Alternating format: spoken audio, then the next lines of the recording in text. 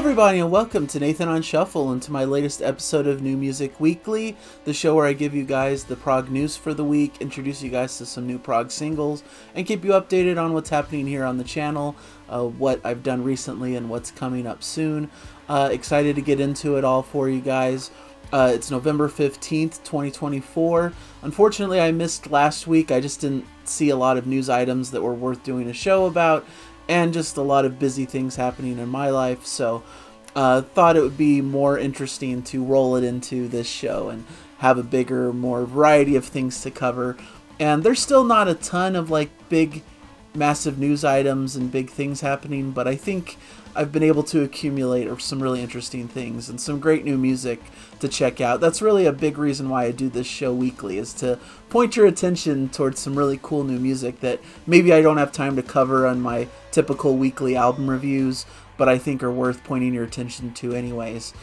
So it's just a weekly catch-up for those of you who are like me and obsessive about progressive rock and interested in everything in this realm that you want to keep up to date with. So over the last 2 weeks, there's been some interesting new album releases that I want to point your attention towards. Of course, Neal, Morse and the Resonance released their album No Hill for a Climber. I reviewed it on the channel, really in love with this record. Of course, I'm a massive Neal Morse fanatic, and it's been quite a good little run of time for fellow Neal Morse fanatics. He's been doing his Morse Fest.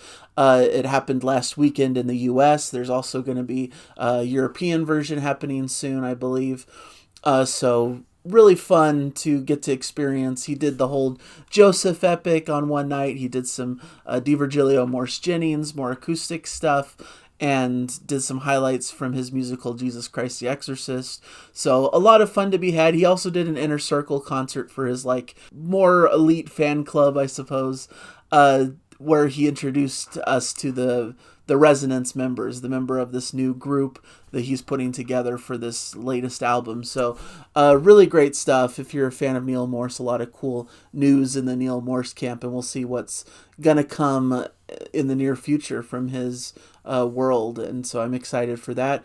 Klone had an album last week come out called The Unseen. This is more of a atmospheric prog metal style band from France, just a really great sound, and this album is a really great exploration into their style with great atmosphere, but doesn't sacrifice some of the heavier passages that they get into.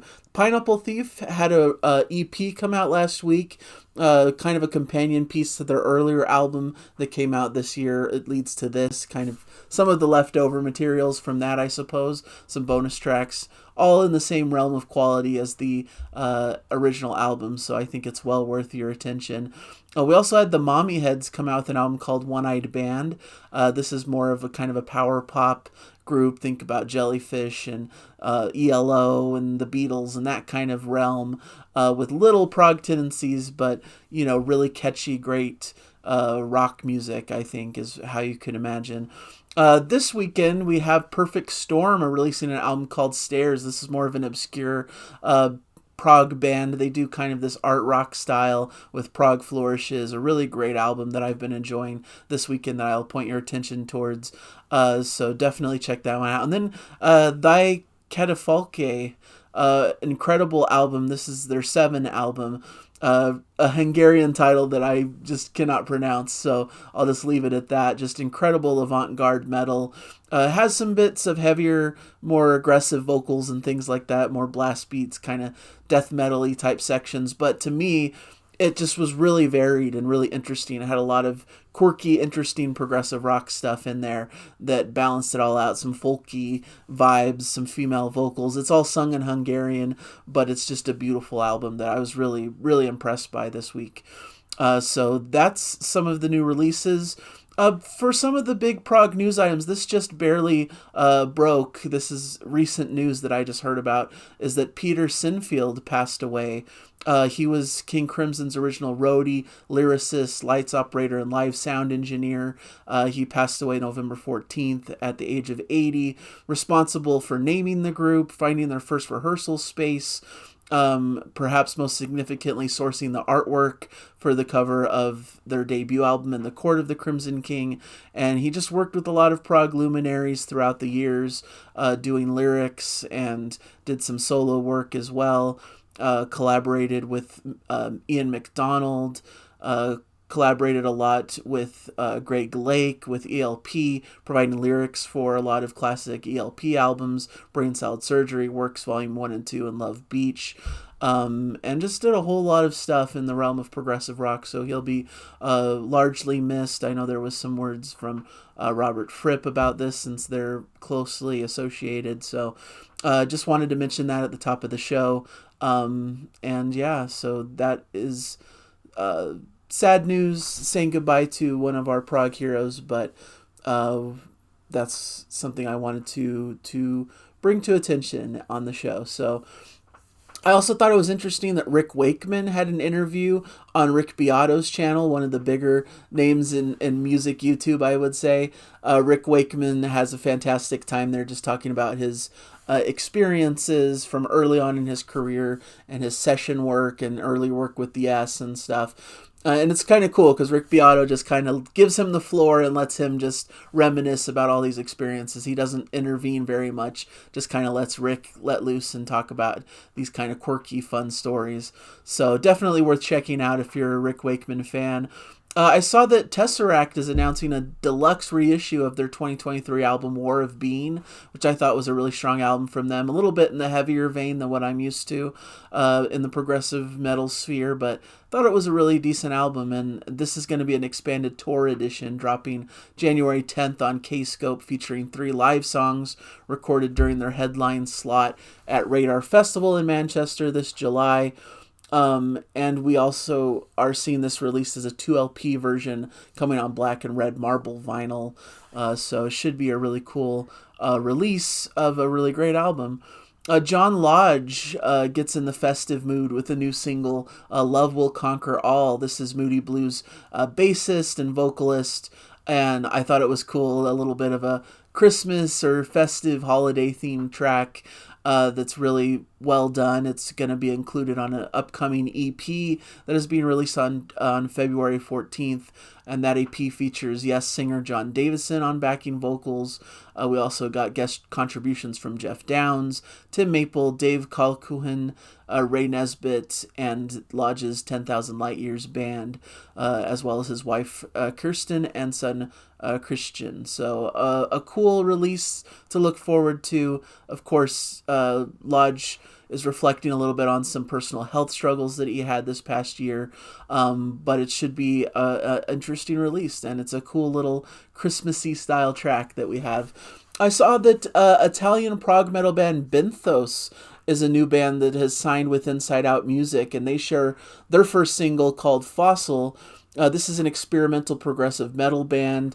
Really, there's some intensity here if you're not into the harshness and the more intense sound of the heavier progressive metal. But really, this is a creative, expressive, interesting track that I had to put on my list. I really love it. I think it showcases some new sounds in prog metal that's kind of exciting. Shows that Inside Out is willing to take a leap with more experimental artists, and I think that's always a good thing, even if it could be too heavy for certain prog fans, I could imagine. But looks like they'll be having a new release, a new album coming out in spring of next year, their second full-length record, their first with Inside Out. And if this track that came out, Fossil, is any indication, it should be a really memorable one and a fun one to look forward to for next year. Sometime in February, launch a new single also. Another new Inside Out music band, instrumental progressive metal group. Their track is called Outside In, and this should be on an album upcoming also in spring of 2025. So their previous track was called The Bad Fight, and this one follows in a similar vein, just really expertly crafted instrumental progressive metal that is really well played. It's a great group, and I'm excited to hear what they have coming up in the future as well. Another single I have on my list, Elbow, their track is called Adriana Again. This is a great Manchester quintet with some, progressive leanings, maybe more in the indie rock sphere. This track has a bit of like a krautrock influence, some Sabbathy guitars, a cool groove. Their previous album was called Audio Vertigo, and so this is a new EP is going to be coming out that features this single. So and they have live dates on the calendar for next year, so should be a cool release to look forward to. And this is a cool little single that I wanted to put on my list. Another cool single that I'm putting on my list here is ORK. They have a track called PUTFP, and this is a somewhat of like a super group of sorts, featuring bassist Colin Edwin, Pat Mastelotto, and Carmelo Pipitone. And they're going to be releasing a brand new studio album next year as well, and this is a hard-hitting track just like they're known for, so that should be well worth checking out in the singles list. Exploring Birdsong, they have singles come out fairly often. They have a reflective new single out called Stitch. This is a UK pop prog trio, a fantastic group. One of my favorites, Lindsay Ward, is the vocalist and one of my favorite singers in the modern prog space. She's been featured on a couple of releases as of late, like the Kite Parade album she features on. Really incredible job, and I'm grateful to hear her on a variety of albums lately. So that should be really cool to check out as well. So some really interesting singles. Like, as always, check the description for links to the YouTube videos where you can watch all of these singles, get an idea of what they have on display on these different songs and tracks. So interesting smattering of different types of things. I'm also putting Perfect Storm, their latest single Stairs, to honor their release that I was mentioning at the start of the show. I think it's a fantastic release, the title track. So definitely check that one out. And as for the channel this week, I did a Prog Song Sunday episode with Jana. We covered Rush's Closer to the Heart, a fantastic track that Jana absolutely loved. She's just really getting involved in love with Rush, so that's really cool to see. I did a couple of reviews, probably some lesser-known bands. The reviews can use some more attention if you haven't watched them yet, but Von Hertzen Brothers, their latest album In Murmuration, which focuses more on kind of shorter, more classic rock-oriented tracks, but it's really fun listen and a really great album. And then I recently discovered a band called Isbjorg, and their album's called Falter Endure, maybe more of a modern indie prog kind of feel with very piano-driven, feels like Coldplay but much proggier, and some great melodies, some cool leanings. Almost leans into like a Haken-esque space in some of the instrumental bits later in the album. So really in love with this group and think it could feature highly on my year-end list. And that's basically what's to come, is all this year-end content. I'm listening to all my favorite albums from throughout the entire year, trying to order and rank them so that I have some really cool lists to put out there at the end of the year. My plan for December is to release several year-end shows, one of like a catch-up of all of the big albums that I haven't talked about yet on the channel. Some mostly Q4 albums that I just haven't touched upon that I think are really great. There's been so many albums that it's impossible to be able to cover it all on the channel and to be able to listen to it all, frankly. I just have so much competition for my listening time. It's hard to get into every album that I'd like to.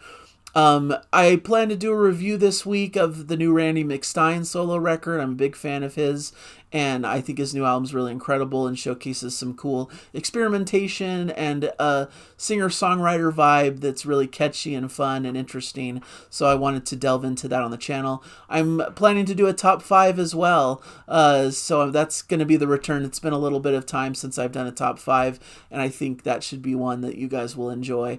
I'm planning on reviewing the big Opeth album in the not too far future, probably in a couple weeks, because I haven't heard it yet. It drops next Friday, so I'm excited to get into that one. That'll probably be the last major album review I do for this year before I focus in on all those year-end lists and trying to get into what my favorite albums of this year are. So that's what I have for you guys today. Hopefully you enjoyed the episode. Sorry if it was a little bit scattered, but hopefully it was fun anyways. Try to just let these shows be what they are and put it out there, warts and all, and just let you guys see the entire process here. So hopefully you enjoyed that and had a good time today. So thank you guys so much for joining me for continuing to watch these shows week by week. It's really helpful to my channel, and I appreciate it. And all the comments, let me know any singles you've heard recently or any news items that I maybe didn't cover on this episode. So thank you guys again, and I'll catch you guys in a future episode, hopefully. Bye, everybody. Enjoy the music.